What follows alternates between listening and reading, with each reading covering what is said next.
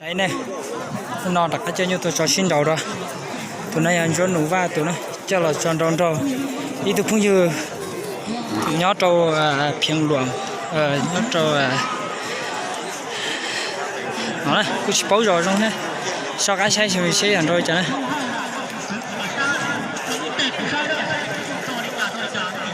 Sao để chúng tôi sẽ này cũng nó này.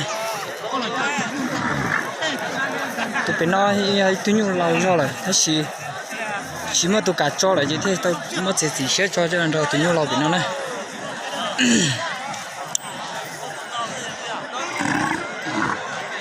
Sai này, sẽ ăn rau đi chả này, lót kia nó lên ta, sao để chúng tôi sẽ xử lý này.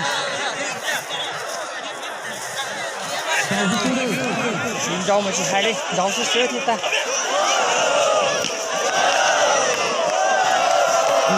Rau sữa này, rau kia nó này, rau mình gì nữa, chỉ nhỏ, bây giờ chỉ hạt này, chiếu đi à.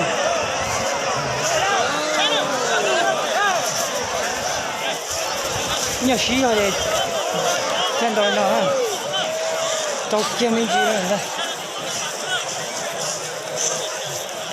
rau đi nó là những chỉ rau thứ này, rau cái kia nó như thế này bỏ nó nữa.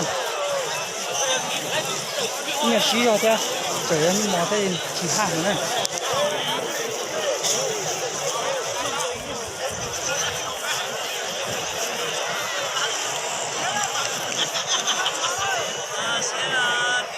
Chỉ mà tụi cả cho đi lại thế tôi mới cho thì chỉ cho lại tụi chân nữa. Trong cái bé cũ này. Saya cepat le, isi toy cũ này.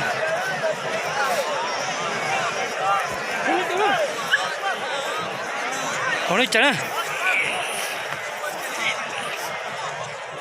Ush, ush.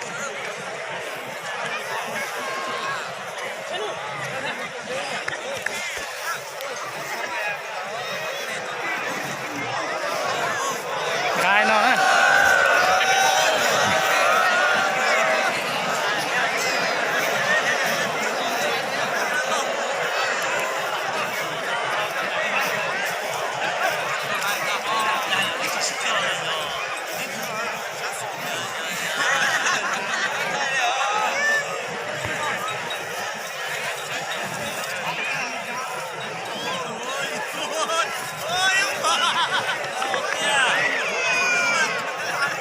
Bây giờ nó mình ra đây.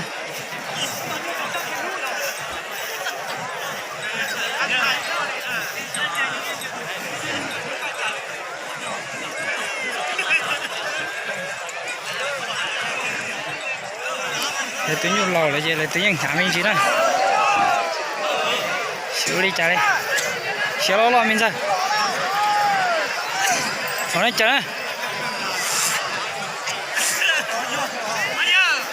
Đu nó mua xí bích châu rất chỉ tôi mà nhóc phú đi tự nhiên là lâu nữa nè, thế là tự nhiên nu lâu này nu chạy gì xong nè.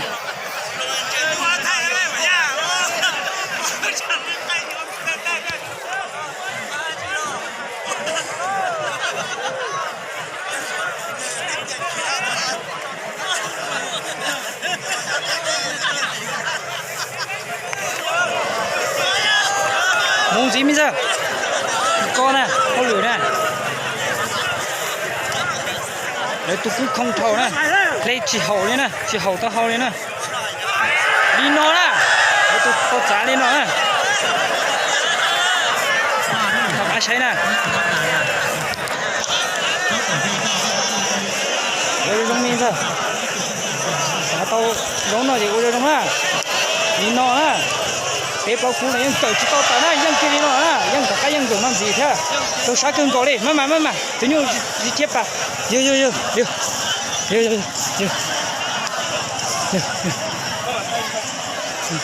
Mà, kia đi nó nè, tôi sát cưng cổ đi, tôi đó, tiếp, kia đi nó làm ta, giờ tôi để cưng cổ nè, của tôi kia nó rồi. Chỉ dùng gì kia nè.